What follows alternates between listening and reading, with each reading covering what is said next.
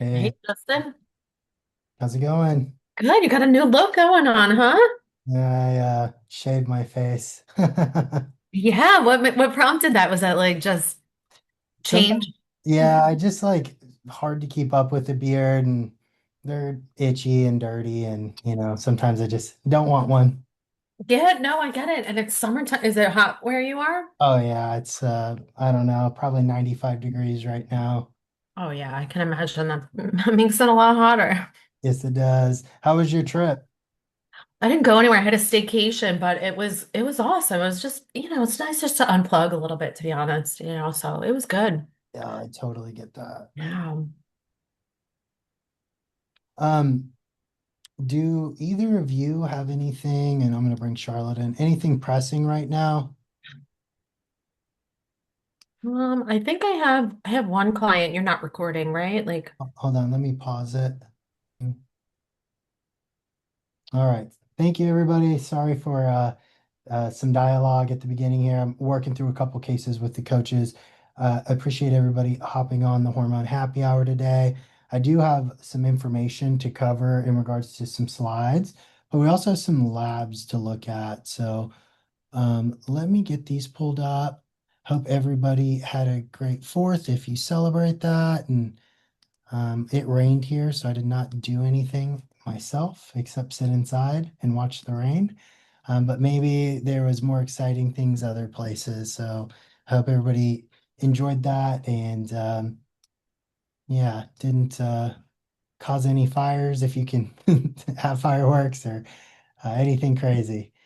Let me do a few things here, Charlotte, on these labs. Even though she doesn't mind, I'm going to redact them yeah, just 'cause yeah. I don't want all of this on the internet forever. So let me crop some stuff here.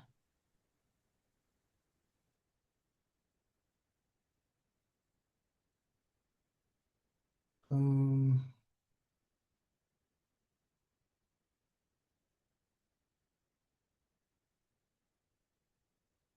boom.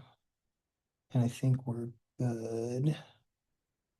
All right, so this is somebody currently on hormone replacement therapy. So we'll start with that. And got one more person coming in.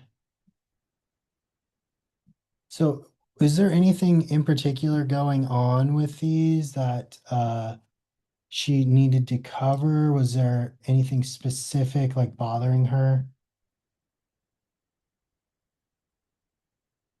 Charlotte? Yes, so sorry. I'm trying to mute myself. Um, I think we now have gotten to using DIM. There was some estrogen dominant symptoms. Despite macros being the same, workouts being the same, there seemed to be a retention and bloating around the abdomen. And there was a little uptick in pounds, maybe 4, and that's gone back down. It's like very fluctuating. So just curious to see Yeah, a little bit more how that affects uh well, body composition too, around the midsection when you start hormones, because it seemed to happen after she started hormones. so she was on topical initially and then swapped to injectables, is my understanding when I first met her. I do believe, like looking chronologically, the testosterone is higher here. So she's at a 98.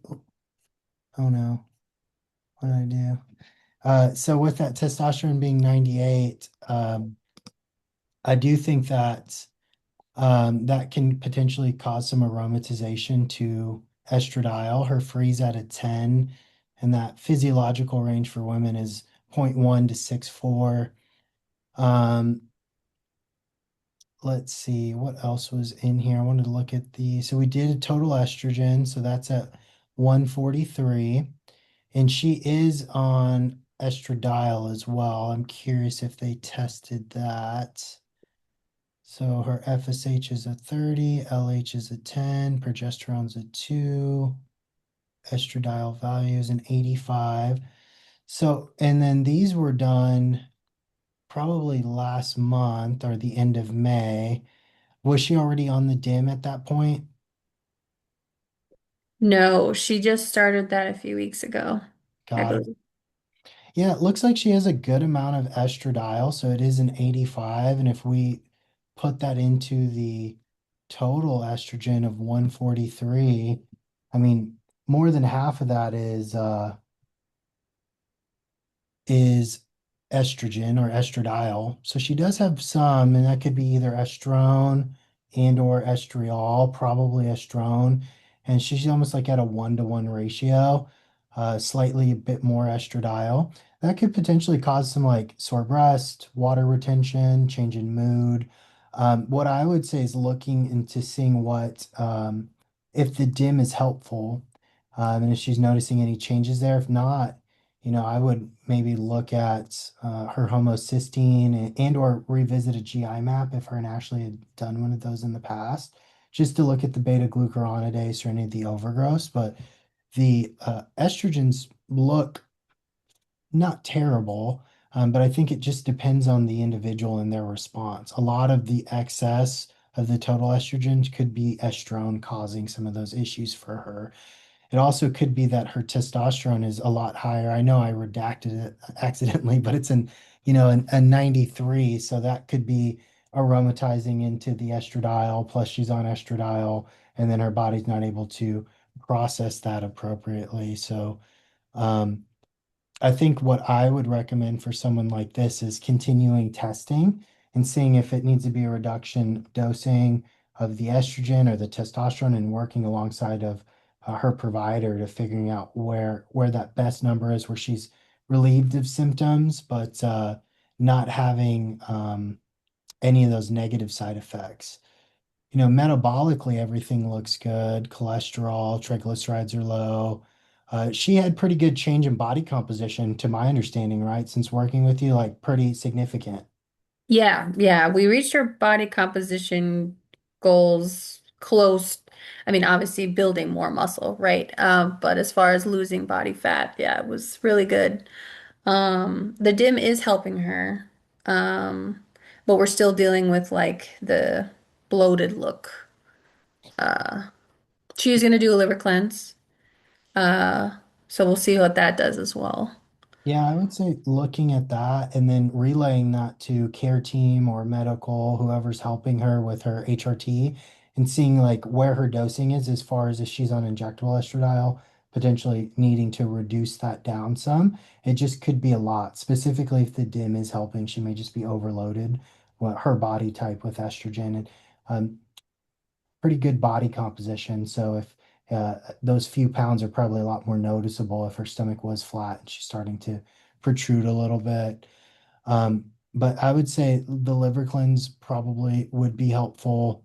The other thing I wanted to see within this panel is if they retested her A1C, because so this has actually come down for her too. It was Hmm. abnormal, so that's good.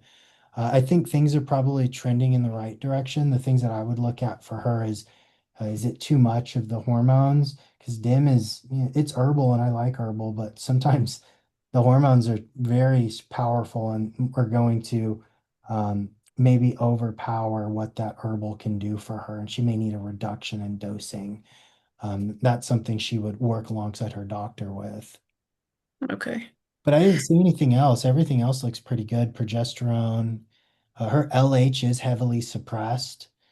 So, especially in comparison to her FSH. So looking at her testosterone dosing may be worthwhile. She may be aromatizing a lot of that. I would also check to see if she's having any negative side effects from the testosterone, facial hair growth, hair loss, anything abnormal.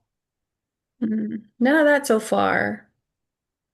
Mostly, Just bloat. yeah, mostly just bloat. Everything else is pretty good. Yeah, I know as a first responder and retiring and that cortisol. So I don't know sample time here, how early it was, but if it is an AM sample, um, they say 4 to 22. She's at a 12. She has some response here. Her DHEA was really low at one point. I would just also keep an eye on the adrenals there. But it looks like a lot of things are moving in the right direction. It's probably just tweaking those hormones a bit to figure out, where she'd feel her best. Okay. Perfecto. Helpful? Yep. Very good. Thank you so much. Absolutely. Let me see if I can pull up my other slides. I want to cover that. If I can find it.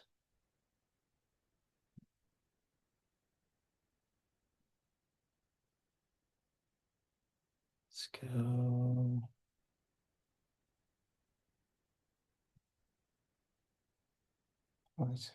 What is it doing? Bear with me. Stop share. There we go.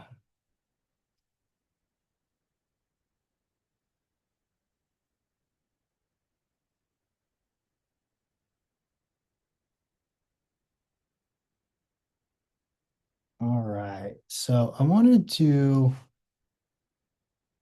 talk a bit about hair loss today. Hair loss is something I see both men and women, and I actually have a slide of my hair in here at one point in time and what it used to look like. So I think a lot of you probably be extremely surprised with that, but the hair loss is multifactorial. So kind of going through some of the causes and if somebody's working through that, understanding areas to look at to um, improve this. So,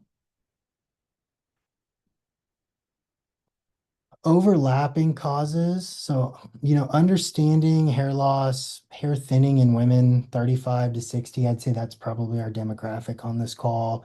Multiple factors rather than a single cause. And comprehensive understanding and diagnostics can be really helpful for that. So, um, I see so many people coming in and who are having hair loss and not really understanding what to do. And sometimes medication is used for that. And I'm not necessarily against that, but understanding if that medication is needed or if there's a root cause driving some of those processes is something that I'm a big proponent of because for me in my hair loss, there was some hormonal things around testosterone, but I was also hypothyroid probably all of my 20s and finally being able to regulate that in my 30s actually grew back a lot of my hair. I was thinking I was going to have to shave my head, a while ago. So, um, yeah, I think that covering that and understanding different causes is helpful, specifically someone's dealing with that. Um, so you have several cycles with your hair. What I think most of us are looking at, like the stuff on our head right now is already dead. If you can see it, it's already come to its kind of end fate. And really what we're wanting to do is understand what's happening at the follicle with hair loss. There are a lot of driving factors. I think a lot of women think it is hormonal, and hormones can play a role. Some of the bigger drivers for hormones, dihydrotestosterone is one thing, so it's a reduced version of testosterone. It's very potent. It's about 5 times as androgenic as regular testosterone. So some women with metabolic disturbances can have an increase of dihydrotestosterone. Women on bioidentical testosterone can also have an increase of dihydrotestosterone. And that's why we check that on labs with other markers. But DHT is a driving factor, so I like to talk about that. Um, Understanding dihydrotestosterone and some of the mechanisms behind that. So you have something called sex hormone binding globulin, and I believe pretty much everybody on this call I've looked at your lab. So we have talked about SHBG. I think there's one person maybe here I haven't. But sex hormone binding globulin is a binding globulin that moves your sex hormones. All of your sex hormones are very similar in structure as cholesterol, so they cannot move through blood without a binding globulin.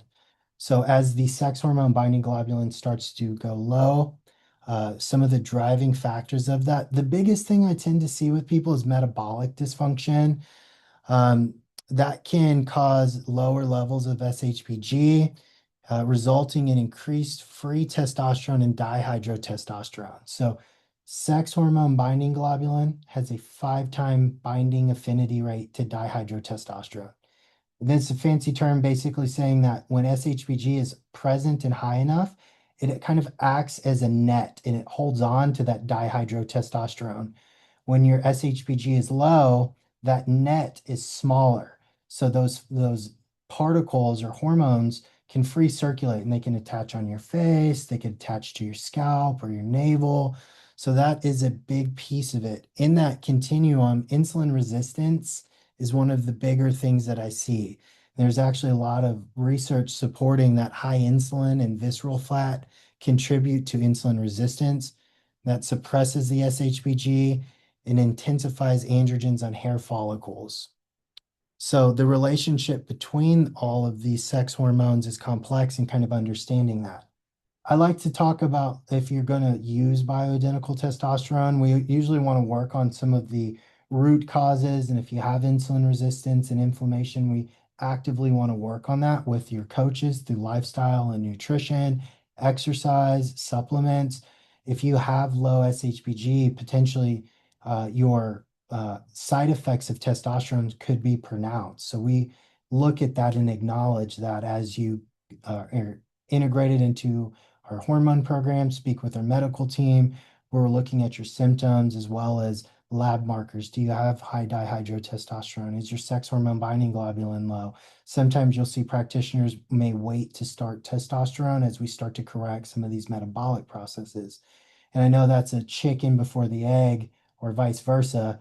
But because testosterone at the same time can improve metabolic processes, but I think that that really comes down to individual response and what that patient is wanting to achieve through their therapy. So our care team and our medical practitioners talk a lot in the background, looking at labs and understanding what's needed through that. So dihydrotestosterone, sex hormone binding globulin, and metabolic health play a big role in hair loss.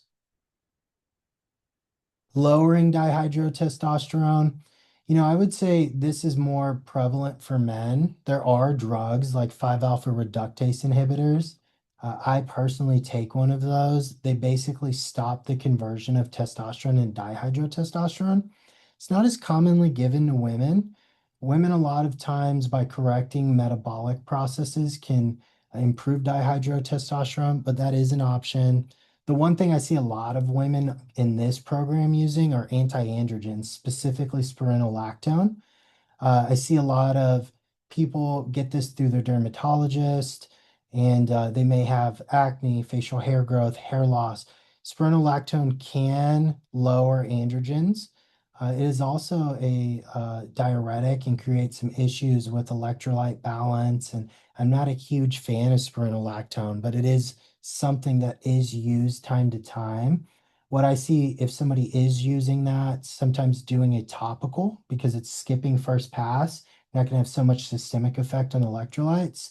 That can work well, and they make spironolactone shampoo. Those things can work well. Those are probably the biggest, most research-backed things. Other things that we see work really well, GHKCU or copper peptide is something that is less abrasive. That works really well. There are a lot of people in this program who are using that. I've used it. I think that can be potentially a good tool to lower DHT and improve your hair follicle at the root, increasing the lifespan of that hair follicle. So ways to lower DHT, nutrient deficiencies. I would also say this is a culprit. I'm sure all the coaches here would agree with that. We see nutrient deficiencies from heavily processed diets, and GI issues, I would say, would be another really big thing where we see nutrient deficiencies. Kind of looking through some of the key components here, and not to ruffle any feathers, but if you take a Nutrafol, it's like way overly priced, and you can get your nutrients rebalanced for a fraction of the cost. I think that stuff's $100 a month. So very good marketing, but I'm not a huge fan of Nutrafol because really all it is a lot of these key minerals. So iron and ferritin. So iron is crucial for hair growth. Low levels can trigger shedding, especially in women experiencing heavy menstrual cycles. I think iron can also be a malabsorption issue from the GI tract. H. pylori, other things can create issues where we're not able to extract that from our nutrition. Vitamin D is another really big one that I see people low in. I would say 75% of people coming through this program, we see a low vitamin D. So vitamin D aids in follicle recycling, Receptors in hair follicles help adequate growth phase, so increasing what's visible on our head, making adequate levels essential for healthy hair. So I would say those are bigger things to focus on: metabolic health, iron, ferritin, vitamin D, then zinc, B12. So zinc supports protein synthesis and follicle repair. B12 is vital for red blood cell production and ensuring oxygen reaches hair follicles. Um, I think that inflammation is one of the other drivers. I think hair loss is not fully understood if we look at the research, but these are some of the common themes that we do see. And I would say the majority of people like having hair. As a male, I know it's a lot more common for men to shave their head, but I still don't want to do that. I like having hair. I think pretty much globally, people probably want their hair. So these are some of the things that can be contributing factors. Um, Thyroid is another thing, and I think my slide was too long to fit here, but uh, thyroid, specifically T3, is the active thyroid hormone that helps regulate cellular energy and metabolism. Low T3 and poor thyroid signaling can push hair follicles into shedding phases. I see this with hypothyroidism. I actually experienced a lot of that. Um, so increased shedding. My hair was really dry and brittle, and I hear that a lot with people who have hypothyroidism is the texture of their hair changes. I would almost describe it more like hay or straw-like. It was didn't have any shine. It was very thin. It would break, and just very slow to grow. Diffuse thinning is something that you also will see. So with men, it's really common to see the widow's peak or the crowning area. Global diffusing hair is pretty much all areas of the hair can start to thin. I think women may experience that more than men, is just it doesn't seem as thick and as full. So thyroid is a piece of that. The other thing that I see quite often and is the thinning of the outer eyebrows. That is very common with low thyroid output. It's funny, when I started replacing my thyroid hormone, the outer portions of my eyebrows started growing like crazy. So I tend to see a lot of the things on the scalp as well as the eyebrows being affected. So we have low thyroid output, T3, and then going into the continuum of that would be oh, Hashimoto's. So Hashimoto's is another piece of hair loss, and it's an autoimmune condition where the immune system attacks thyroid tissue. Over time, it can reduce thyroid hormone output, lowering available T3, um, or T4 to T3 conversion. Chronic inflammation is something else that will cause hair loss, uh, autoimmune activity, and then pushing nutrient deficiencies.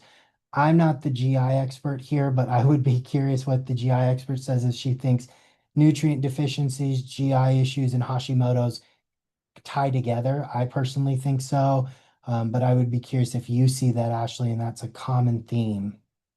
Yeah, I mean, I absolutely do. That's something I definitely see, and I actually think there's some studies behind that as well. So, yep.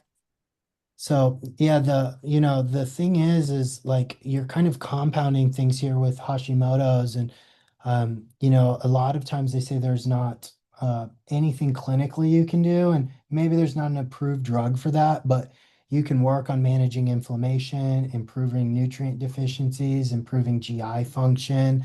All of those things can help with that process. Um, so where that can overlap is like the iron, ferritin, vitamin D, B12, zinc, and then just low protein intake. You're going to need adequate protein stores. I'd say we see a majority of people coming through this program void of protein. And we're not telling you to eat 300 grams of protein, but having a responsible amount throughout the day and balancing your macronutrients is another key to hair loss. Cortisol, another thing that I see.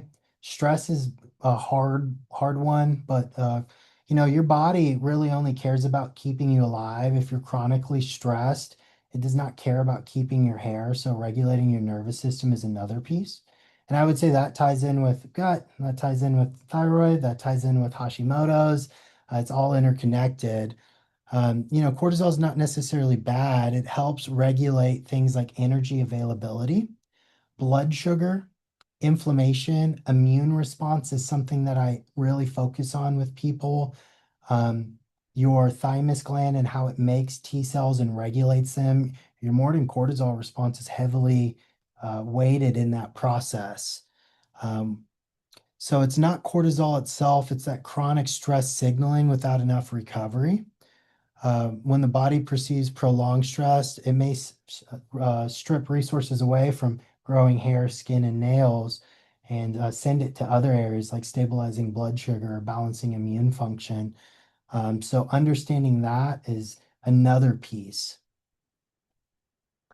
Yeah, so the continuum, it's definitely multifactorial, a lot of interconnected factors, and we really kind of work through all those systems. I would say that with hair loss, as long as you don't have completely dead areas that aren't growing hair anymore, you can totally rejuvenate your hair.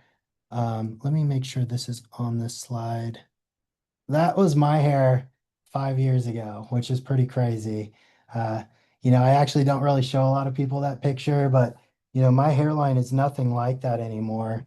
And I was 5 years younger there. So, addressing hair loss is it is multifactorial, and I was extremely what am I trying to say? I was very insecure about that for a long time, and over time being able to regrow my hair. But it wasn't just taking finasteride and blocking DHT. It wasn't just my thyroid. It was a combination of all of those things. And honestly, the thing I think that helped me the most is when I started working here, Ashley did a GI map on me, and I would tell you my hair, skin, and nails when I addressed my gut, it was night and day. I seen really big changes in the quality of my hair. Now my fingernails are a nuisance. I have to cut them all the time. At one time, I wasn't growing them. My toenails were brittle and they had cracks and like grooves in them. And by correcting all of these systems, I think that, I improved my hair, I've improved my health overall. So it is not just theory. I'll say that I've applied a lot of these things myself and have had a lot of success. And I've seen a lot of people do that. So I think hair is something that we deal a lot with through this program, and there are a lot of things you can do to improve those processes. So I hope that was valuable. Um, does anybody have any questions for us in regards to what we covered in labs or what we looked at in regards to the slides on hair loss? Ashley, I see your message here. I'll get to that, but I wanted to open up to a Q&A first to see if we could answer any questions.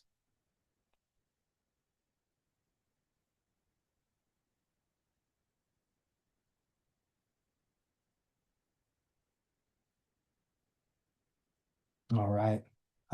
We will keep person anonymous here. Ashley, what questions do you have? Yeah, so I have a client who was doing HRT through, I don't know, her just, I think, OBG or something for a while, was doing pellets, and is switching over. Now we've done a GI map, and so she has some dysbiosis, some Beta high, glucuronidase. yeah, that's what I was gonna say. High, that's exactly what I was gonna say. High beta glucuronidase was definitely a piece of that mix. Um, Anyway, and yeah, and some mild dysbiosis, right? So, I think I was trying to think what else here. Yeah, some low elastase, some insufficiency dysbiosis, so not enough of the healthy bacteria. So obviously working on gut there. But she and I were just discussing because she's shifting to some creams and patches, and I know some of the things you've talked about previously is how injectables are easy to monitor, or just more precise and stuff like that. And so just discussing that, can you kind of open that about how that might bypass the gut and that might be a good thing for her versus injectables? I mean, just can you discuss just the, like, how that makes sense just in terms of which form she's using? Yeah, the first thing I would say is, you know, if that person is working with clinician, which she is through our program, both of them kind of agreeing on what format to use. Personally, I think that injectable forms can give you steady state levels. What we've seen with some of our other partnerships is sometimes when you take injectables, you can way overshoot numbers, and then you can have people who are really like their hormones, they were nothing, and then they have the hormones of a 17-year-old girl, and it's like crazy intense. So that is like one of the nuances with injections. A lot of people aren't accustomed of drawing and measuring things in IUs and mLs, so there can be some discrepancy there. That being said, I do think injections long term for somebody who is dialed in is the best format. They're clean, they're easy. For someone who maybe on a pellet initially was having a lot of symptoms, this individual was having water retention, sore breast, all of these issues around this pellet, because I think a big piece of that was not being able to detoxify. And I think a lot of those hang up Sure. in the gut. So starting with like a cream or a patch could be very like low barrier to entry and a good way to titrate up to figure out where numbers are best. Creams are also easily adjustable. So I think that um, potentially for someone who has a lot of reabsorption activity, a cream could be beneficial. Um, while working through that process, the cream may not be there forever for that individual. I would advocate for them to talk with a clinician, see where injections fit in that roadmap of their HRT because they're going to use that long term. But I do Yeah. think that getting steady state blood serum levels with creams takes a little bit more. And it gives you time to ramp that up. That's kind of the Yeah. beauty with our program is we're able to test multiple times as somebody's going through. Um, but yeah, I think both of them can have a lot of application. The thing I don't personally see a lot of application for is oral estradiol. I know it just varies practitioner. I'm not the one making medical decisions. Some practitioners like the oral estradiol. I personally don't really think it's is beneficial. A lot of that's going to be deconstructed in the gut. You may not get steady state levels. It's hard on the liver. It can drive up SHBG really high. So I would say preferred formats, creams can be helpful, injections can be helpful. And if somebody starts on a cream, it doesn't mean they have to stay on a cream. Eventually, they could transition over to an injection. But for this individual, if she was having a lot of negative response, I think slow and steady with the cream probably would make a lot of sense. Say she Yeah. gets to a point where and maybe it's not enough, it's not robust enough for her symptoms, then talking to a clinician and getting injectable formats could be helpful. Yeah. That's awesome. Thank you. Yeah, absolutely.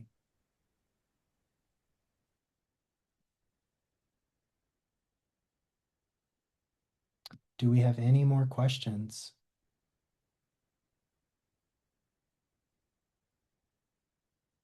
Looks like Angela put something in the chat, like she had a question. Yeah, let's look. Okay, great. Let's see. I was having a really hard time getting adjusted to hormone therapy. At the time, my DHEA was 26. Prior to starting therapy, it was 120. I have adjusted the hormones. We've lowered my testos. I started estrogen. I'm still having libido issues. Tired, not fatigued like I was, but tired despite sleeping great. I need to get lab drawn again. Do you usually supplement DHEA or does that level out on its own? That's a good question. Um, and let me show you this. To answer your question, sometimes. I think DHEA can be helpful for some individuals. So DHEA can help balance inflammation. DHEA can help with cognition. It also supports immune function really well. So for this individual, if you're chronically sick or catching bugs really easily, DHEA could be beneficial for you.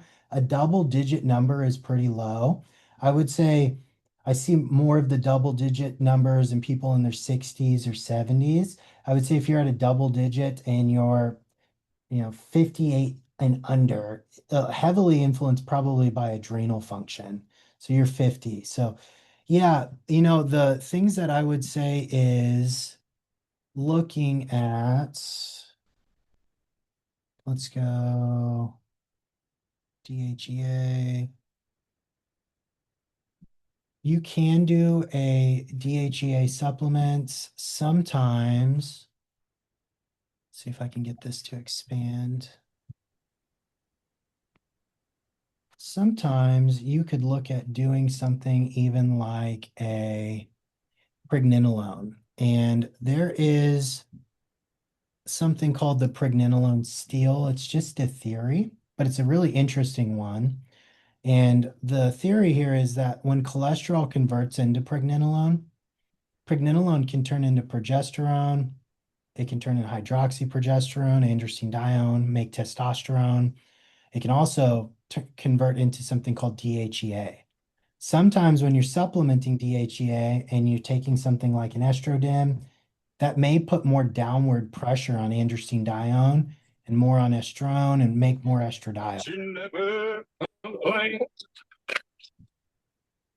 I'm gonna mute that person. Uh, so the the DHEA can be helpful, but if you're having estrogen related issues, it may put a lot more pressure down here in estradiol and create more estrogen for your body to clear. What I tend to see can work pretty well is taking pregnenolone. Pregnenolone can backfill some of these other areas. Downstream, it could turn into something like supporting cortisol. It could convert into supporting DHEA. It has a lot of pathways. So Douglas Laboratories is one of my favorite DHEA supplements. They do a sublingual or dissolvable, I'm sorry, pregnenolone. Douglas Labs does a pregnenolone supplement, and you can do like 10 milligrams of that. And then your body will actually start to metabolize that in the appropriate pathways that it wants to go down versus you just shoving more DHEA and skipping these processes. For someone who's not having any estrogen related issues, DHEA could be helpful. If you have a lot of immune based issues and cognition issues, DHEA could be helpful. I'd say it would depend. Where I would start with though is maybe some pregnenolone. Sometimes those levels do start to build back up on their own. And because we're replacing testosterone and estradiol, DHEA doesn't have to convert as far down. But if you're chronically tired, even though you're sleeping well, that pregnenolone, it has GABAergic effects. It can be soothing. It can kind of backfill some of the cortisol pathways. It can backfill and make progesterone. It can work all the way down to aldosterone. It has a lot more availability versus if you just plug DHEA in, it's kind of an end fate drug versus pregnenolone has more of a process and your body is intelligently designed. It will start to break that down in certain pathways that you want it to. Uh, let's see. Pregnenolone steal, this would be something to look at as well. I don't know who this doctor is, but there's probably some really interesting things here. Angel, I'm going to drop this here. You could look at that, read on that. But that basically talks about how pregnenolone gets pulled away from a lot of the sex hormones and we'll work through mineral corticoids or glucocorticoids. And we see this a lot in stressed individuals. So that would be something to look at. If you're interested in reading and learning and you're having those issues, this would be really cool to look at. I will tell you a lot of things in literature, specifically around women's health. It's not published. There's not much studies on uh, pregnenolone, testosterone. Your women as a group just have not got the same attention as males historically. So I would just because this isn't published and there's 50,000 people who've looked into this and we're in a trial doesn't mean there's not application. I do think that there could be some merit and have some benefit for you. So I hope that's helpful.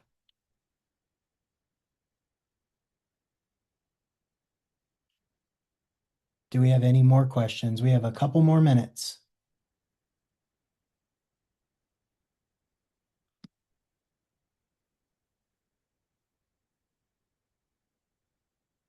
Okay.